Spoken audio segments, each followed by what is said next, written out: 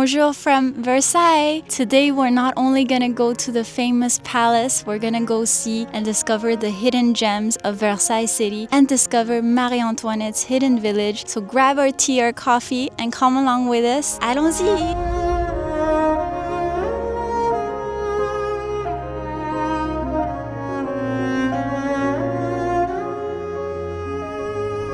I have no other words besides c'est magnifique. Nous sommes aux places du marché de Notre-Dame. It's this huge square where you can find a marché, a market. It was started by Louis XIV. It's one of the oldest place squares of the whole city and it's really a central point, so all locals come here. On a des passages, we have passageways. This one is called le passage des antiquaires, so the passageway of antiques. And allons voir ça, let's go ahead and see what's inside.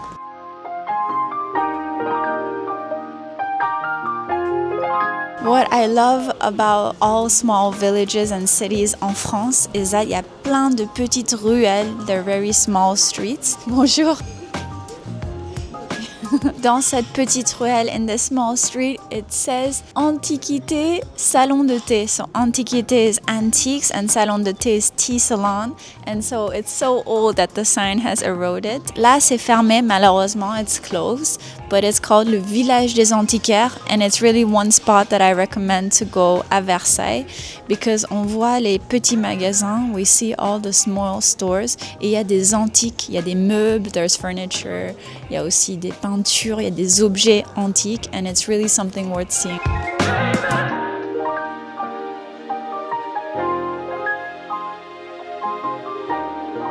Et voilà, on vient de récupérer nos sandwichs, notre déjeuner, our lunch.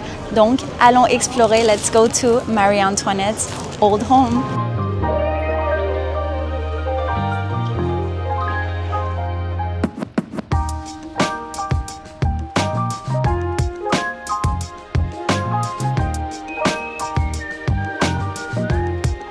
And now, nous sommes dans les jardins du Grand Trianon. We're in the gardens of the Grand Trianon. C'est sublime.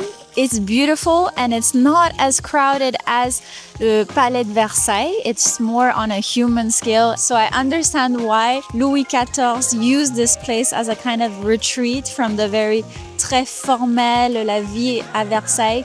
Ici, c'était plus au calme and it's more to invite guests and people that he was close with.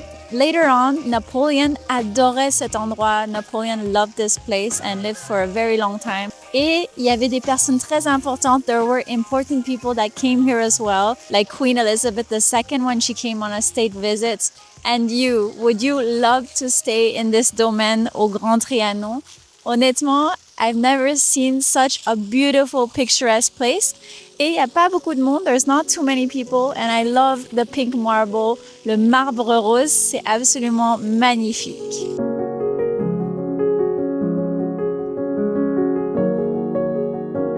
Et maintenant, and now we just left le Grand Trianon and you can see qu'il y avait des escaliers, there were stairs where tu pouvais aller directement dans le Grand Trianon. But now it's really a place for people to picnic, pour pique-niquer, pour bronzer, to tan and to just enjoy cette magnifique vue, to make the most of this beautiful view. Et cette fontaine et ce jardin, c'était créé, it was created by André Le Nôtre, who's a really, really famous architect for making the beautiful gardens of Versailles. You've probably heard me talk about it in my other previous videos because I always mention fun French historical facts dans toutes mes vidéos, in all my videos. And if you love history, si t'aimes l'histoire, and you love exploring new hidden gem places à Paris et en France, don't hesitate to subscribe to this channel because j'adore partager ces petites histoires. I love sharing these small stories. Honnêtement, on a summer day, il y a tout le monde qui se repose. Everyone is just resting et c'est hyper apaisant. It's super relaxing. Il y a Mémé qui se balade. Mémé is like running around. C'est vraiment une fontaine immense. I call it a fountain, but for me, c'est plutôt un lac, non? It's more like a lake.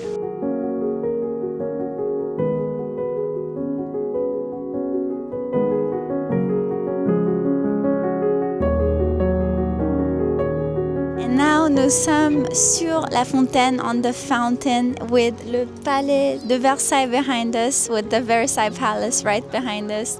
Il fait beau, it's sunny, there's some fresh wind, and it's such a great activity and one that many people don't know about. Mais ça vaut le coup, it's really worth it. And I'm really happy that I tried it pour la première fois, for the first time.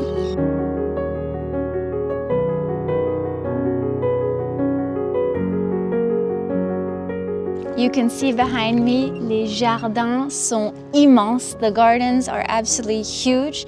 They are 800 hectares, 800 hectares, which is like 600 football fields, tout en un. Et tout est très symétrique. Everything is symmetrical and everything is really calculated, just like the royal court.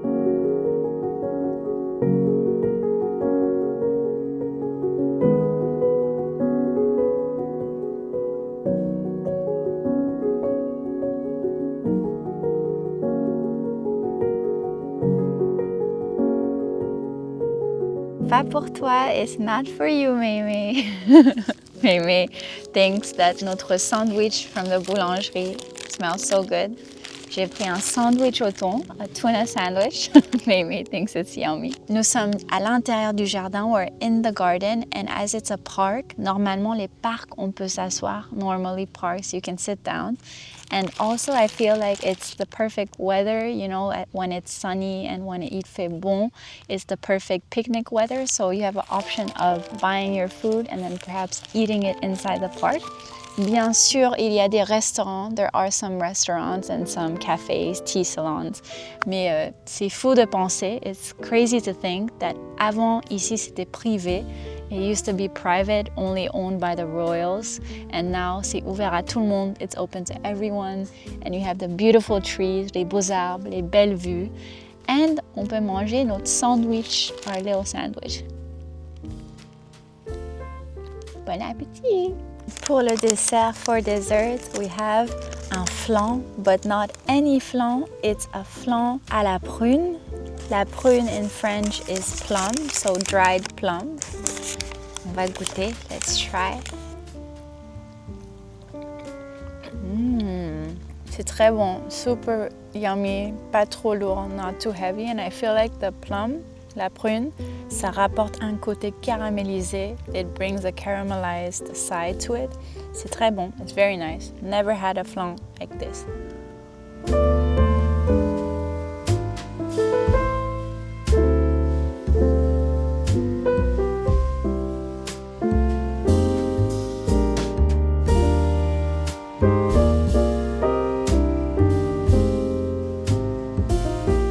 And now we're entering the hidden village of Marie Antoinette that she built when she was only 27 years old. C'est vraiment apaisant, it's so peaceful and so relaxing. And the reason why she built this is because she kind of wanted an escape from the palace rules, the strictness. Elle voulait vraiment créer un esprit village, like a very rustic village vibe. And it's kind of a mix between going back to what was la campagne, very countryside, very rustic way of living. But let's see if that's actually the case. Allons-y.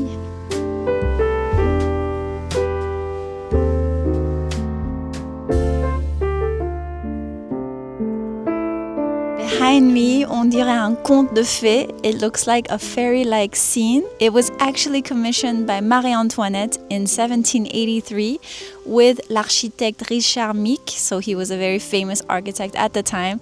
And you can tell that she really wanted this countryside, à la campagne, rustic vibe. And she really did this to kind of escape the really strict, strong etiquette rules and to kind of live her peaceful life.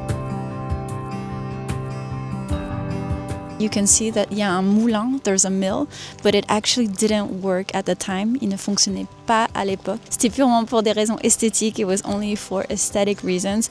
But indeed, on dirait vraiment qu'on est sur une ferme. It really looks like we're on a farm. If we continue going straight, si on continue tout droit, on the side we can see le boudoir. So you can notice that every house here has its own garden, son propre jardin and its own closure.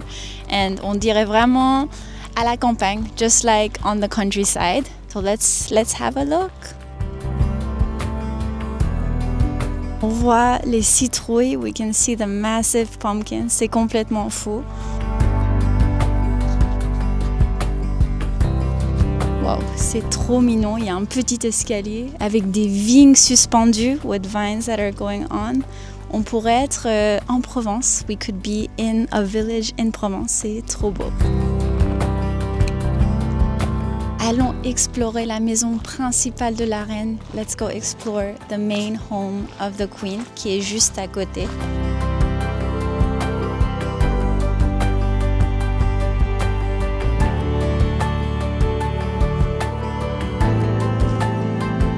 On a la maison de la reine et la maison de Billard qui sont liées, they're connected. J'ai jamais vu une maison comme ça, une maison de campagne où on voit vraiment les deux maisons, mais liées that are connected with a kind of spacious arched hall. C'est très beau, it's very beautiful. It's like a upgraded cottagecore farmhouse. But si tu regardes à l'intérieur, if you look inside, you're gonna see that tous les meubles, all the furniture is luxury. So it's kind of to look like a rustic village, but the second you're inside, you feel like a royal.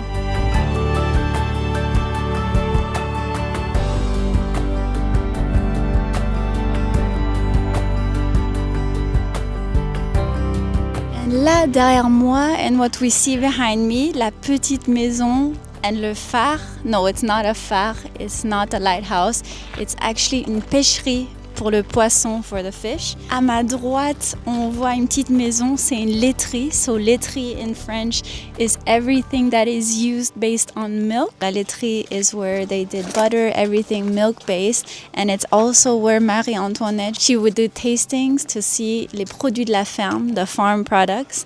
And you can see que c'est très beau, il y a des arches aussi. And then à côté de la laiterie et la pêcherie, à la gauche, on the left, you could actually, t'avais des petites barques de bateaux, you could take little boats que tu pouvais prendre et te balader sur le lac and go ahead in the lake.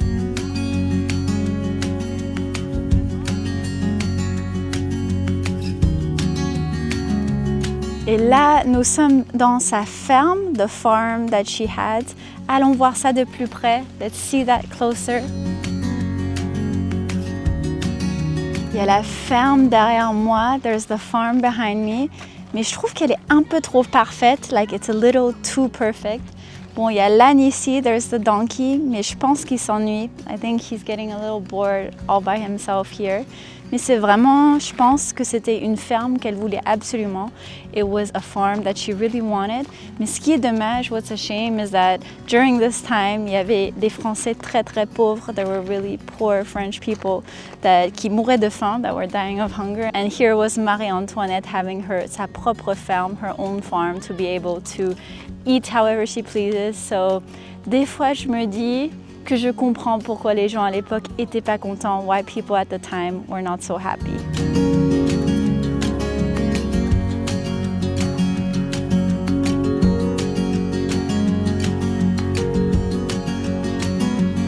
Le hameau de la reine, so the Queen's Nest, il y a vraiment l'aspect de la campagne, the countryside aspect, mais il faut aussi savoir, you also need to know that there is a hidden side to this, une partie cachée, which is kind of controversial and why a lot of French people at the time were mad for the royals for this. Tout le monde n'était pas très content because she wanted to highlight having a simple countryside life, but we also have to keep in mind that when you go inside these houses or in these rooms, there's really une vie de luxe, a luxurious lifestyle, luxurious furniture and luxurious settings. So c'était un peu une face cachée, and she also apparently really liked to play dress up as a countryside girl. So she didn't actually live here, but she kind of dressed as a shepherdess, and then she would sometimes go with the workers to like make the milk and to kind of have the farm life. Mais c'était pas vraiment sa vie. It wasn't really her life because she had people serving her all day. Donc bien sûr, you know, there are two aspects to everything. C'est vraiment un joli lieu. It's really a beautiful place to visit, but also keep in mind que c'est pas vraiment la ferme. It's not really the farm, but c'était une bonne escapade pour elle. It was a great way for her to escape the strict life à Versailles and to kind of live more intimate avec ses proches, with the people close to her. And a day with the royals, bien sûr, ça se termine au château. On va voir un magnifique feu d'artifice. We're gonna see an amazing firework and show. I can't wait to show you and also see the inside to see how the royals lived lavishly in the evenings. Allons-y! Je vous prie, my gift for the queen. Je sais. My gift for the queen. Oui. Et à qui avons-nous l'honneur, monsieur? Ah, vous demandez I am the one who shall roast your insolence on a spit. On a spit.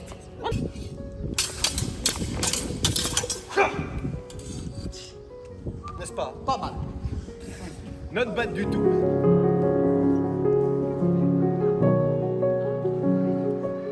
My dears, I am really sorry for this delay, but I was with Marie Antoinette, my dear queen. Savez-vous qui je suis? Do you know who I am? No. Non. Any idea? No. Je suis Rose Bertin, ministre de la mode. I am Rose Bertin, Minister of Fashion. What else?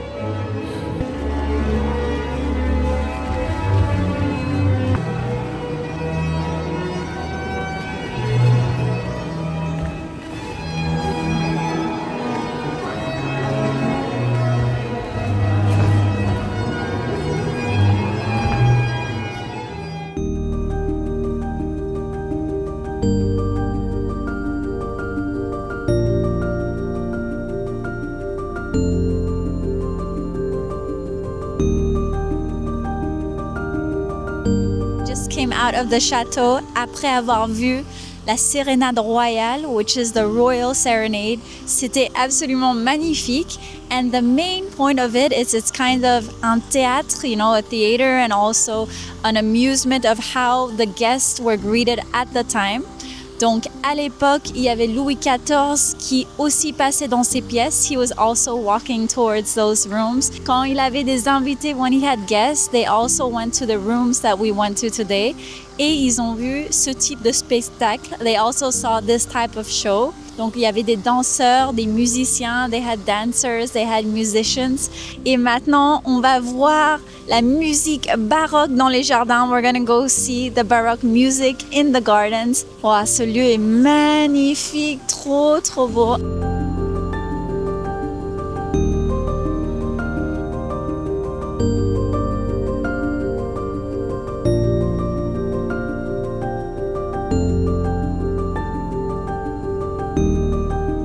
And now now, pour terminer la journée, to end the day, nous sommes aux soirées nocturnes. So, soirées nocturnes are the evening soirées avec un feu d'artifice where the fireworks at the end. So, make sure to stay tuned so you can see all those videos coming up.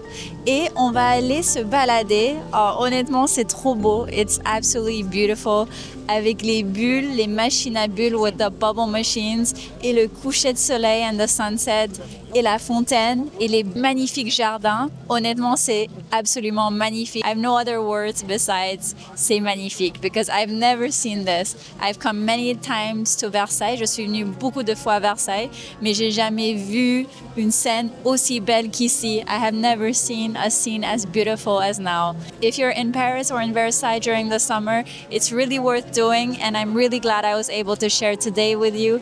If you would like to know more hidden gems and follow along my Paris or French adventures en français et en anglais, make sure to subscribe, and I hope to see you in the very next video. So merci beaucoup and enjoy tonight's show.